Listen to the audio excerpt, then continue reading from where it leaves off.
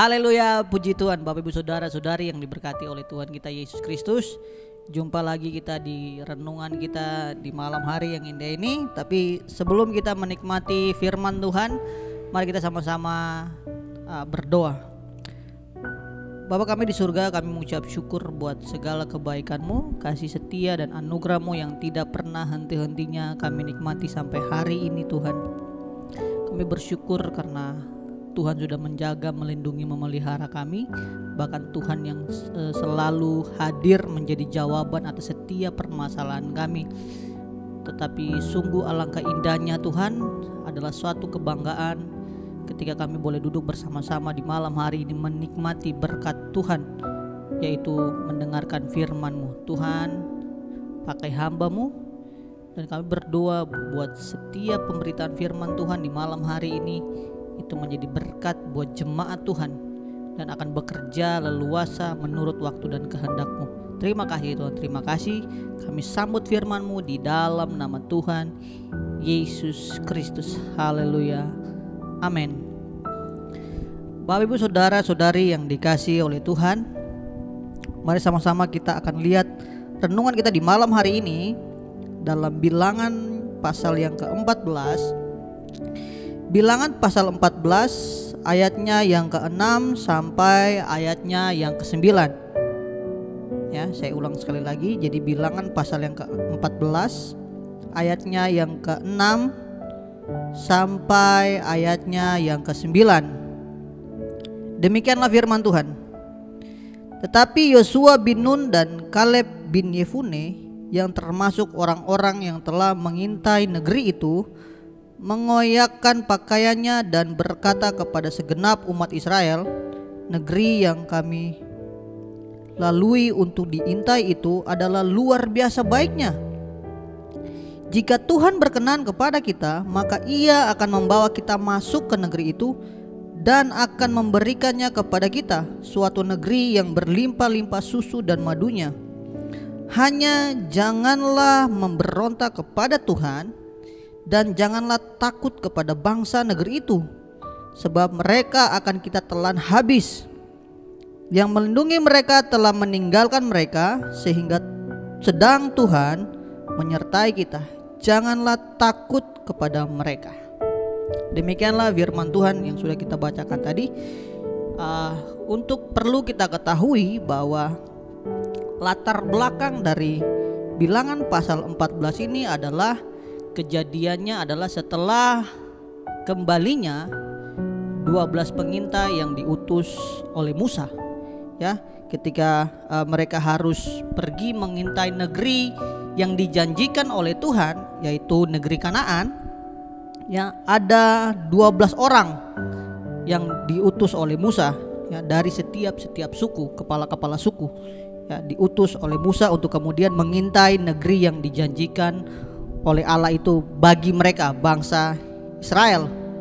Tapi kemudian didapatinya fakta bahwa negeri Kanaan itu, ya, ketika mereka kembali dari pengintaian mereka, yang 10 orang, ya, melapor kepada Musa dan berkata, Musa, kami tidak mungkin pergi ke sana. Ya, nanti Bapak Ibu Saudara bisa baca di pasal 13, ya, itu latar belakang sehingga Bapak Ibu Saudara bisa mengerti kenapa terjadi pemberontakan terhadap Musa.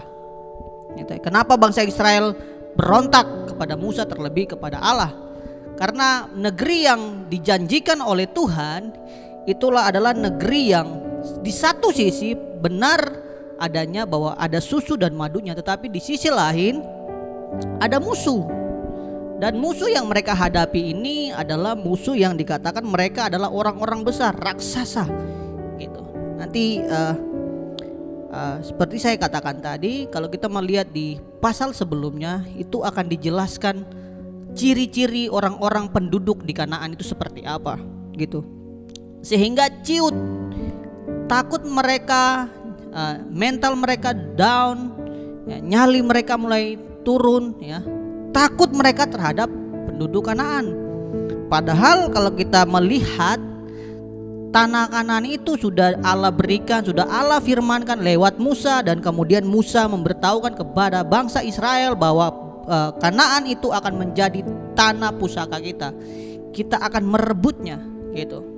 Mereka tahu akan janji itu, mereka tahu bahwa Allah telah memberikannya kepada mereka.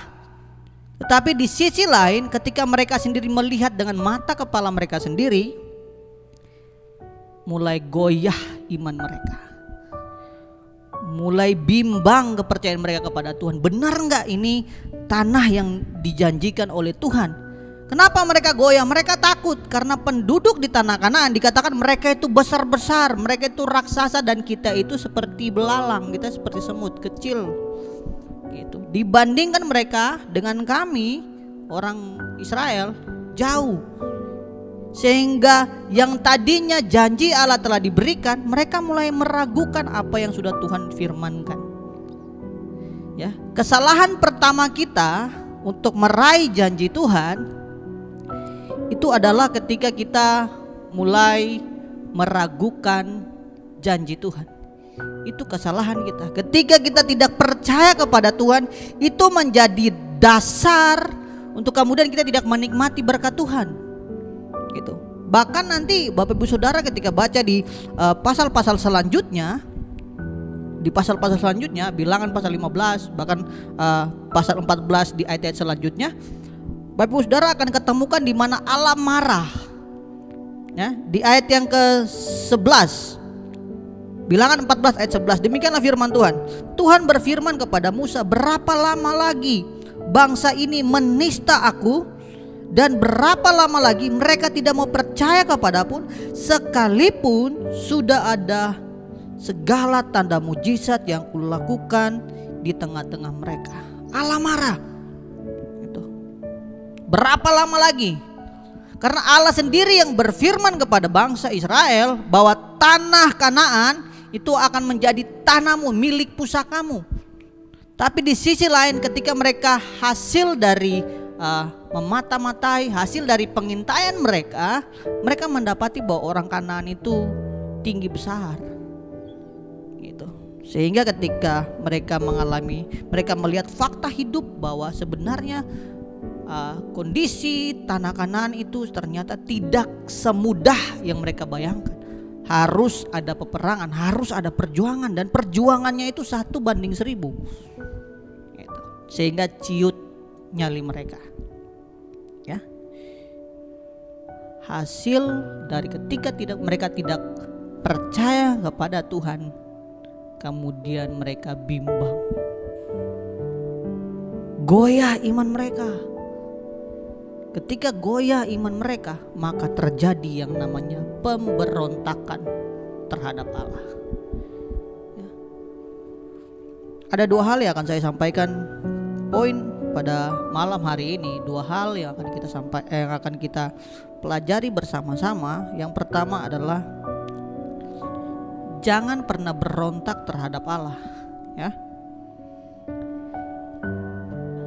Jika Tuhan berkenan kepada kita, maka Ia akan membawa kita masuk ke negeri itu dan akan memberikannya kepada kita suatu negeri yang berlimpah-limpah susu dan madunya. Hanya, ya, perhatikan kata hanya, ayat yang ke-9. Hanya janganlah memberontak kepada Tuhan. Jadi konsekuensi dari kemudian mereka tidak percaya, mereka bimbang karena mereka melihat penduduk asli tanah Kanaan seperti itu. Kemudian mereka bimbang, mereka cemas, mereka khawatir, mereka takut. Akhirnya mereka memberontak terhadap Tuhan. Ya. Kalau Bapak Ibu Saudara baca di ayat yang kedua, Bilangan pasal 14 ayat yang kedua, dikatakan bersungut-sungutlah semua orang Israel kepada Musa dan Harun, dan segenap umat itu berkata kepada mereka, sekiranya kami mati di tanah Mesir atau di padang gurun ini, mengapakah Tuhan membawa kami ke negeri ini supaya kami tewas oleh pedang dan istri serta anak-anak kami menjadi tawanan? Bukankah lebih baik kami pulang ke Mesir? mereka bersungut-sungut ke hadapan Tuhan, bahkan mereka membanding-bandingkan kondisi mereka saat ini yang dipelihara oleh Tuhan dengan luar biasa baik, dan kemudian mereka tukar dengan keadaan mereka waktu mereka di Mesir, di mana di sana ada perbudakan, aniaya. Mereka bersungut-sungut sehingga lantas Tuhan marah. Ya, tadi kita baca di ayat yang ke-11. Tuhan marah, mau sampai kapan? Ya. Jadi penting sekali untuk kita kemudian menguasai diri kita segitu rupa sebagaimanapun gitu, supaya kemudian apapun yang terjadi kita tidak berontak kepada Allah. Mungkin kita tidak seperti ketika zaman penjajahan, ya, kita berontak dengan kita berkata-kata kasar atau apapun itu, dengan kita melawan Tuhan, kita benci sama Tuhan. Tapi mungkin dengan kita tidak percaya sama Tuhan, itu salah satu hasil ketika kita berontak terhadap Allah. Bangsa Israel berontak itu karena ada jejak sebelumnya, ada sebab akibatnya. Kenapa mereka berontak? Karena dasar mereka ketika mereka mengintai tanah Kanaan, mereka melihat bahwa faktanya seperti ini orang Kanaan, sehingga mereka ragukan apa yang tadi Tuhan katakan di awal, bahwa kamu akan kukeluarkan dari Mesir, ya kan? Kamu akan memiliki negeri yang berlimpah-limpah susu dengan madu. Itu janji Tuhan. Mereka tahu akan hal itu. Tapi sekali lagi ketika mereka diutus oleh Musa untuk mengintai tanah Kanaan, mereka ciut dan mereka lupa akan janji Tuhan bahwa negeri itu akan kita miliki, akan Tuhan serahkan kepada bangsa Israel. Sehingga ketika mereka ciut, mereka takut, mereka menyalahkan Tuhan. Terlebih mereka berontak kepada Allah. Alhasil mereka yang berontak kepada Allah, mereka itulah yang tidak masuk ke dalam tanah Kanaan. Nanti kalau jemaat Tuhan baca di ayat selanjutnya, Tuhan berfirman hanya mereka yang 20 tahun ke bawah, 20 tahun ke atas akan mati di padang gurun. Ya. Jadi itulah hasil. Apapun kondisi, sesulit apapun, ya kan? Mungkin kita punya begitu banyak alasan untuk kemudian kita menyalahkan Tuhan. Kita tidak percaya oleh Tuhan. Kita bimbang akan janji-janji Tuhan. Tapi satu hal yang harus kita ingat, kita harus pelajari bersama-sama, yang perlu kita tanamkan dalam hati dan pikiran kita, bahwa jangan pernah berontak terhadap Tuhan. Tuhan, sebelum aku ikut Tuhan aku melimpah, tapi setelah aku ikut Tuhan sepertinya aku sengsara. Sebelum aku melayani Tuhan aku sepertinya happy-happy saja, berkat begitu dengan luar biasa mengalir. Tapi kenapa ketika saya memberi hidup saya untuk melayani Tuhan, kok keadaannya seperti ini?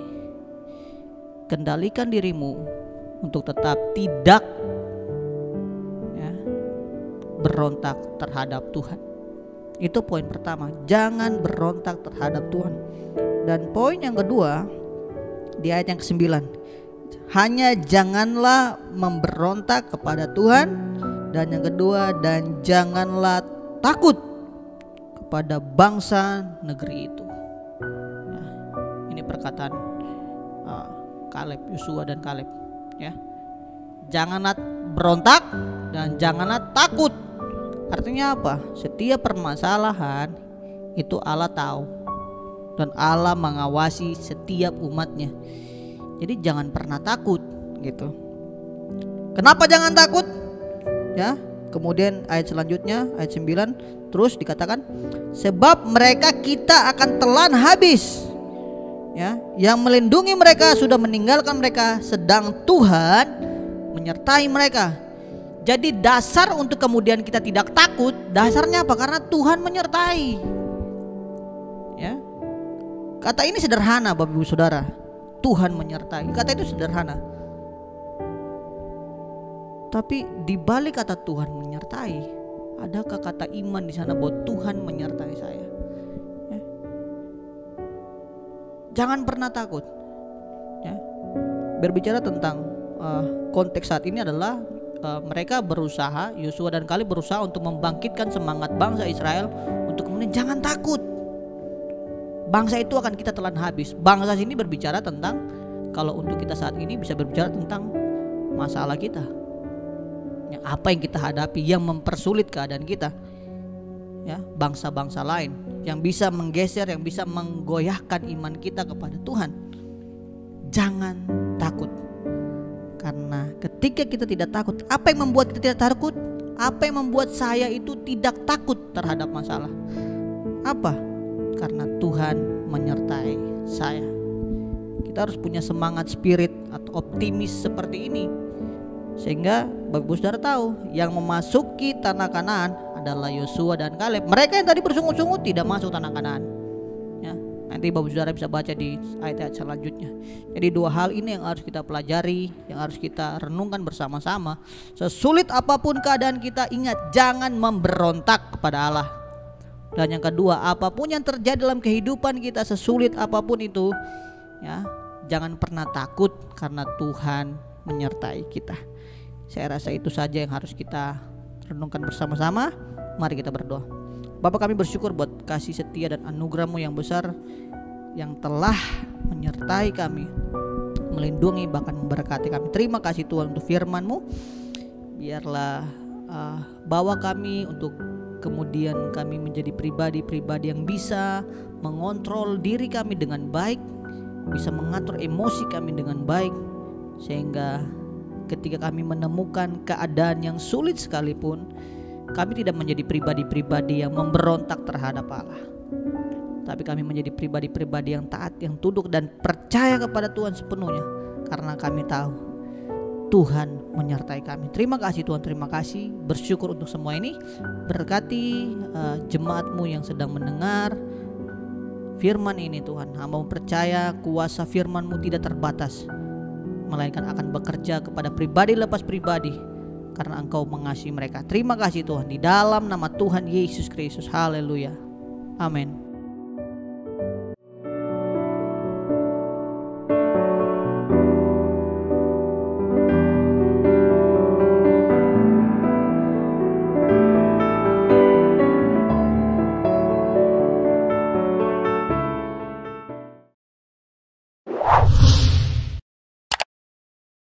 Subscribe channel YouTube GPDI Efrata Yogyakarta dan aktifkan lonceng notifikasinya untuk mendapatkan informasi seputar live streaming dan video khotbah terbaru lainnya. Tombol subscribe berada di kanan atas channel kami dan jangan lupa klik tombol loncengnya. Tuhan Yesus memberkati.